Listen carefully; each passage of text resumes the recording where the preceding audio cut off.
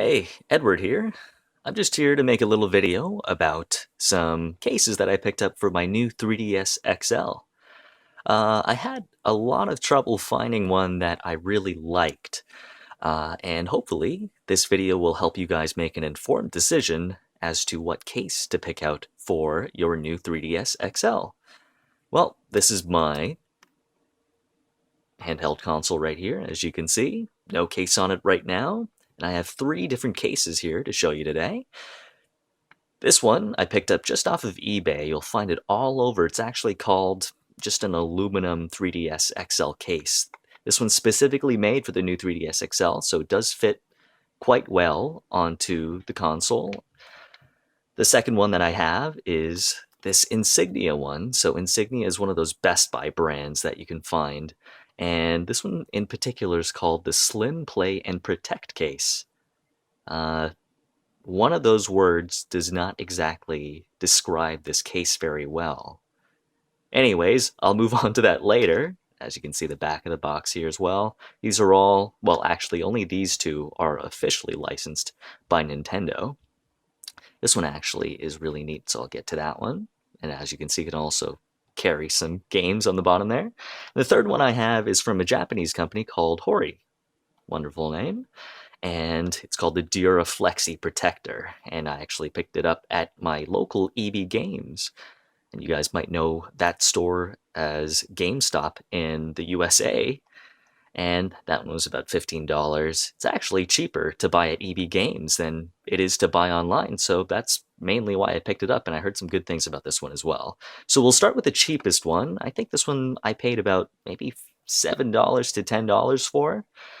And like I said, it came off of eBay. I've actually made a bit of a modification to it after I started using it for a little bit. So it comes in two pieces. This is the top piece. I'm not sure if you can see it really well. The top is covered by a thin sheet of aluminum. And as you can see on the bottom here, it's just regular plastic. It's not very flexible. It actually doesn't bend very much. And the modification that I was talking about before was actually on the edges here.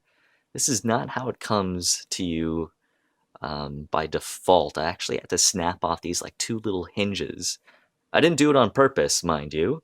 There would also be hinges on the bottom side of the shell as well, and it would essentially link together kind of like this. It's kind of hard to do it through the viewfinder. It would kind of hinge together like that. Anyways, after I started using it for a while, I usually keep my 3DS in, one of my pockets. Pulling it out of the pocket and putting it back in, it would get, the hinges themselves would get kind of caught up on the lip of my pocket, and eventually they just snapped right off. And that started with one of them, and then just for symmetry's sake, I decided to snap off the other one as well, since it actually doesn't really help that much. Anyways, there's the standard cutouts for the cartridge, the headphone jack, the stylus, and a little cutout for the power button as well. Of course, the cutouts for the left and right shoulder buttons. And of course, you can always access the charging port back there. And there's even a space for the lanyard, and I think the IR sensor as well. I'm not sure. I've not really used that ever, actually. A problem with all of these cases is that if you have a cradle for the 3DS to charge it, well, if you have these cases on, none of them will allow you to use that cradle. So keep that in mind. I always just use a regular cable to plug into the back, so I've never really had any issues with it. Anyways, I'm going to go ahead and put that onto the 3DS XL. See if I can do this without screwing anything up. Anyways, it just snaps right on like that. It's a very... it's a pretty good fit. It doesn't grasp too tightly. So I'll just snap that up, and I'll put this one on as well. This one just snaps on and slides on a little bit. And I'll go ahead and close that down. As you can see, I'll try to give you a good look at it when it's on the 3DS. So that's how it looks like on the top.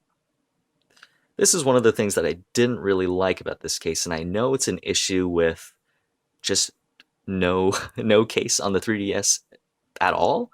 As you can see a bit of the background there, right? Because the 3DS the screen doesn't shut all the way, so I guess you can get a lot of dust in there. And this is something that really annoyed me with this case because it makes the gap look even bigger than it actually is. So that might be a little qualm for you, as it was for me. And it also makes, from this angle, it also makes it a little more obvious that the aluminum wasn't glued onto the plastic really perfectly. As you can see how it's a little misshapen there. So let's try to get a good look at it from all angles. As you can still see the little bits to use the charging cradle on, but you won't be able to access it because it adds a bit of thickness to the back. You can still access all your 3D sliders and your volume slider on the other side as well. And here's a shot of the bottom. As you can see, there's already a little bit of wear on the aluminum part of the case just by sitting in my pocket for so long. And there's the volume slider right there.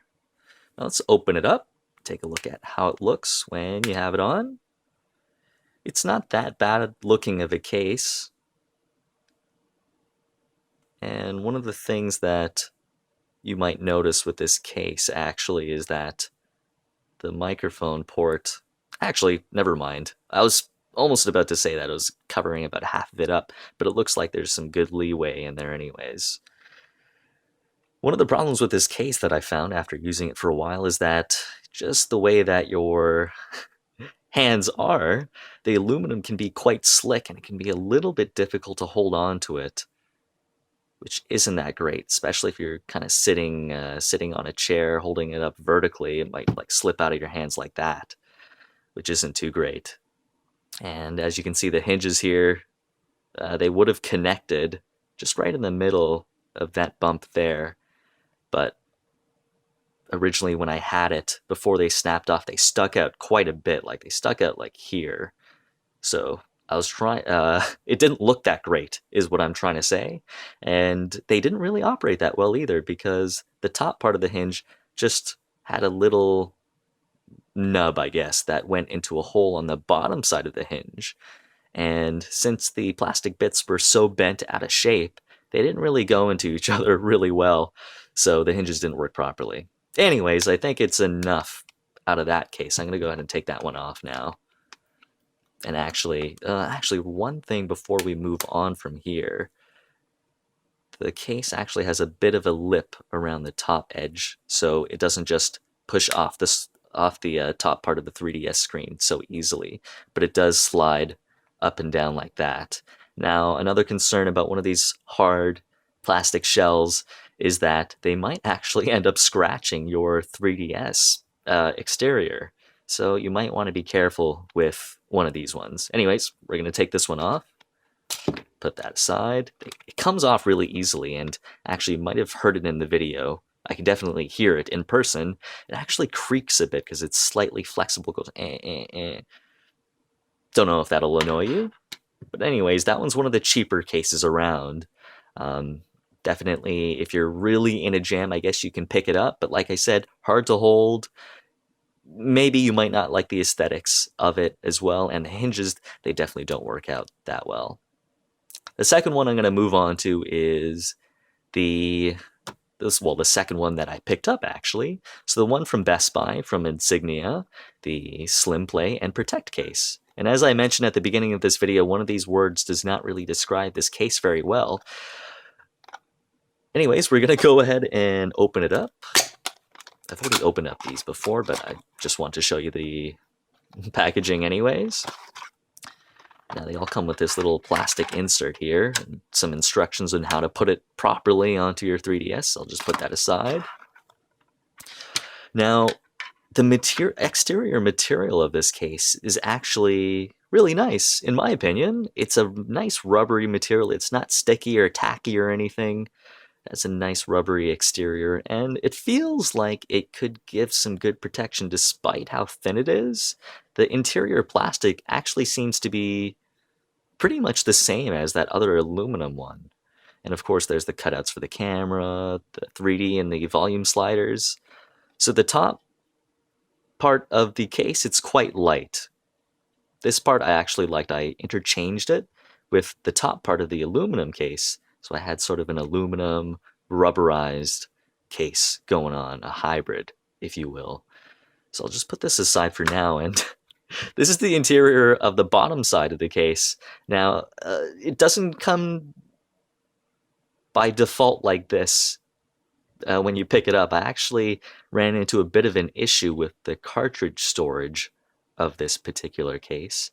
You can actually see you can put two DS or 3DS cartridges into the bottom here, which I guess is kind of nice for some people, but for me, I really didn't care for it, and I didn't think it'd be as much of an issue as it turned out to be. Now, I put in one of my DS cartridges. It's actually one of the flash carts. So an Ace card 2i that I used to use with my old DS, just to test it out. And one of the issues I ran into is that I couldn't take it back out. You're supposed to press on this little tab here to release it, and I'm not sure if it's supposed to pop out or something like that, but well, it didn't come out. I had to actually go digging deep into the interiors of this thing. It's held on by about 6 screws here hidden under the sticker, so I had to rip it apart. I actually ended up stripping some of the screws, and I wasn't able to take out all of them, so I really had to do some hard work to get it back out. So I'm pretty sure that incident won't occur with official cartridges, because the thing about the Ace Card 2i is that in the middle of the label there's a little bump, so I believe that's what stopped it from coming back out. That's what I get for using a flash card, I guess. Anyways, back to the case. Of course, you get all the cutouts for your headphone jack, your game card, your stylus, and your power button. I do like the little cutout here as well, and the little icons for the charging light, the internet or Wi-Fi light, and there is an LED for the power up there too on the 3DS, as you'll see very soon if you don't remember. Now, one of the things that absolutely ruined this case for me is actually this bottom bit, is that they call this a slim case, but holding on to it is actually really difficult because the edges of the cartridge holder, they're not rubberized like the rest of the case. So your fingers are slipping off of this part. I guess if your hands are bigger, you could rest your fingers on there, but it also doesn't rest on the table really well too. It kind of rocks all around, which isn't great. Anyways, I'm gonna go ahead and put it on there. Now, I can't really remember what the instructions say, but you do have to be somewhat careful with this because it's a hard plastic and it snaps on, so you don't want to end up damaging anything. Already I'm having a bit of an issue because I'm doing this through the viewfinder. Okay, hold on. See if I can get this thing on properly. Okay, so the bottom is on now. So this is just my default hand position when I play. I don't know if you can really see, but my index fingers are like right on the edge of the cartridge holder, so it doesn't grip as well as it should. Maybe if my hands were bigger, maybe if your hands are bigger, you'll like this case. And you really need cartridge storage as well. And I'll go ahead and put on the top bit as well. This one's, I wouldn't say it's a little more tough, but you definitely want to be more careful because I believe the top part of the screen is a lot more fragile. I believe you're supposed to put on the top bit first, and you're supposed to snap it on like that. Kind of fearful for my 3DS right now. Whoa. And as you can see from there, it gets very top heavy, I suppose. When it was off of the 3DS, it wasn't so bad, but the problem is just, again, the problem comes down to this cartridge holder. Especially if you want to play it on a table or something, it's always going to be rocking back and forth. You're going to have to kind of put the screen up like that in order to play it on the table if you're that sort of person. It actually looks really nice. It's not too shiny or anything. It's got this nice new 3DS XL logo on it. And honestly, it just feels really nice. It feels like you could get a good grip on it, except for that huge honking basically tumor that's on the bottom. I really wish they didn't have this, and I think this would be a great case. So let's just get a good look at it. Sorry if it's out of focus. I usually don't make videos, so apologies for the guerrilla style videography, if you will. As you can see, there's that little cutout for the LEDs there, which is really neat. So it's very easy to see them even when the screen is closed. And one of the issues that we had with the previous case that we looked at, the aluminum one, that I was going to say aluminium, maybe that's the correct way, it almost entirely closes the gap between the screen and the actual body of the 3DS, which is really nice to kind of minimize the amount of dust or dirt that you get in there, and it frankly just looks a little better as well. So let's say if it's in your pocket and you squeeze the corner a little bit when you're walking around, not too bad because the case prevents the screen from being bent too much. Again, with this case, you won't be able to use the cradle because of these two little bits right there. It does offer some bump protection, so I suppose that's nice. And actually, one thing I did want to cover with all of these cases, even the aluminum one, this Insignia one, and the Duraflexi one, is that just normally when you don't have a case on the 3DS, when you have the screen open and you have your fingers on the L and R buttons, without the case on, that is, you have a lot of space to move your fingers on the buttons. However, with these cases, they do add even a couple of millimeters of thickness to the top of the screen, so you kind of end up pressing the buttons on like almost the absolute edge of it. It's kind of hard to explain, but it just doesn't feel as comfortable with the case than without it. Maybe it might not be an issue for you, but it's certainly a bother for me, and the aluminum one and this one, they're sufficiently thick enough to kind of impede my gameplay just a little bit. Anyways, that's that one, and I think I picked that one up for about $20 actually, but the caveat here is that they actually priced this case incorrectly at my local Best Buy, because there's another one that looks almost exactly like it. It's for the regular 3DS, and it doesn't have this really ugly bump for the cartridges on the bottom. So it's actually the perfect case. They just didn't make it for the new 3DS XL, unfortunately, which is very sad for me and for anybody else with the new 3DS XL. Okay, well, I'm going to go ahead and take that one off now. I'm going to be very careful with it. You got to take it off by loosening the tabs on the bottom here, and you're just supposed to slide it right off. Going to take that away. The bottom one is a little easier to take off as well. You're just supposed to loosen the tabs on the side by pulling them apart and then just sliding it off. So I'll put those aside right now. The last one is the Duraflexi protector from Hori, officially licensed by Nintendo. I got this one for 15 bucks. Not a bad price.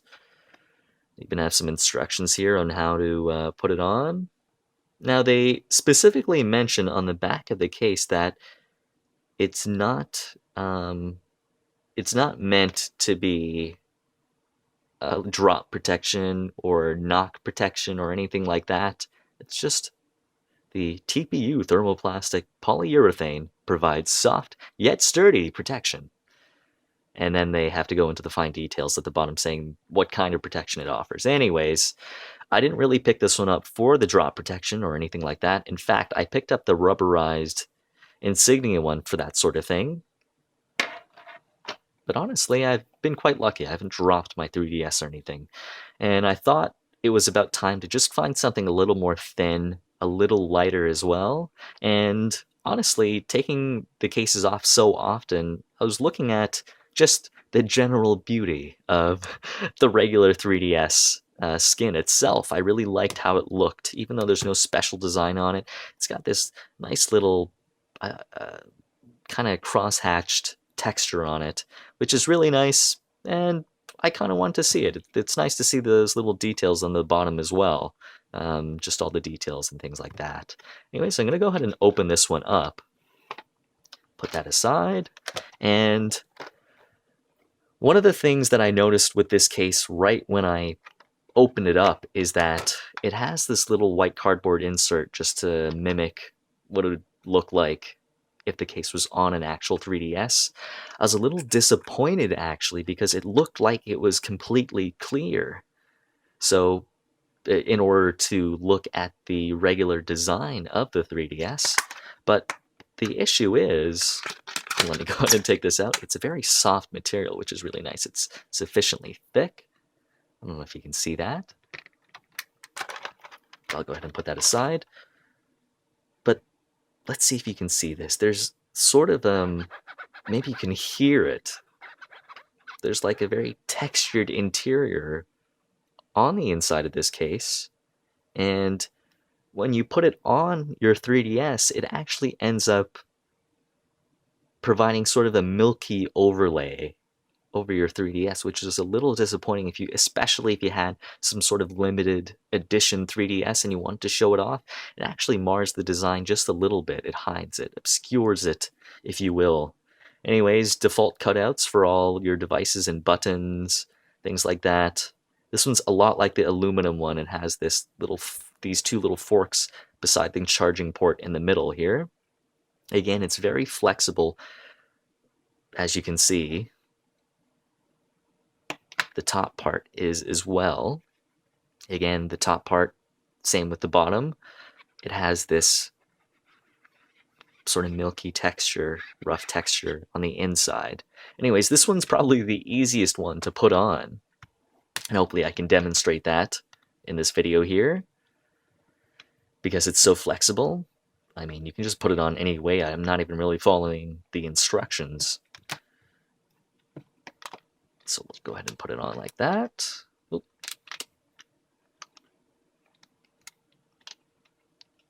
And there we go. Very quick to put on, although I flubbed it a little bit on the bottom side. But what I particularly like about this case is that it has these little lips on the edges of the case. Because it is a flexible material, if they didn't have these lips, it might as well just fall right off when you put it on. I like these little bits on the edges here.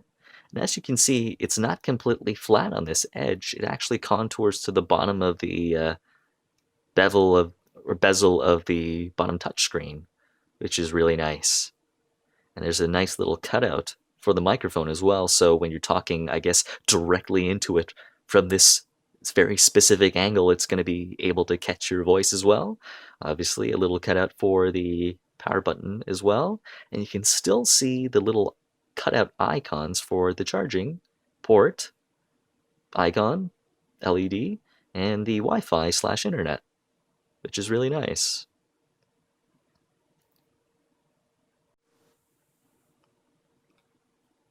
This is what it looks like on the back. I'm not sure if I'm supposed to be hiding my serial number, but whatever. Again, you can't use the charging cradle with this sort of thing because it adds that thickness to the back. There's even some rubber feet here that I didn't notice before, so I guess if you're putting it on a table, it provides that extra grip, because there used to be those little nubs on the bottom of the regular 3DS that would do that, but now since they're covered up, you're not going to be able to utilize those. The top part of the case, as you can see, very similar to the bottom part. It has these little lips on the edge. And as you can see on the top here, it's not completely flat as well. There's a little cutout over here, and the reason for that is when you close it down, it kind of meshes with the bottom part of the case as well. Sorry if it's out of focus, but hopefully you can get a good look regardless. Let's just try to get a good angle of it everywhere. Again, this is just like the second case, the Insignia case. It cuts down on that little gap that there was on the regular, well, the regular gap that there is when you don't have a case on, or that aluminum case on. So I really like the fact that it does that. So when you squeeze down here, it's the case that's touching, not the screen that's bending. It's the back. Here's the bottom. That's the top. And as you can see, actually, this one of the downsides of this, apart from the milky overlay that it provides over the top of the 3DS, is that it's a fingerprint magnet. And I can only assume that after a good bit of use, you'll start to get dust under here as well.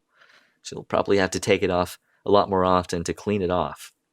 Now, a nice part about this case is that since it's clear, obviously you can see your design here, but if you have just a default 3DS like mine, not a special edition with a special design, you might actually be able to make a nice decal, or just take a colored printout and make your own design on here, which is quite nice. You could even do that on the bottom too. Find a template online and design one for yourself, print it out, and just slide it right in. It could look pretty nice.